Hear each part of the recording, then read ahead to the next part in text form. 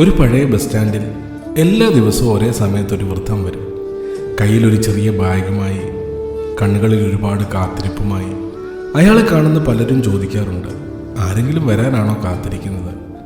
അയാളൊരു ചെറു പുഞ്ചിരിയോടെ പറയും, അതെ, എൻ്റെ മകൻ വരും. ദിവസങ്ങൾ കഴിഞ്ഞു, മാസങ്ങൾ കഴിഞ്ഞു, പക്ഷെ ആ മകൻ വന്നില്ല.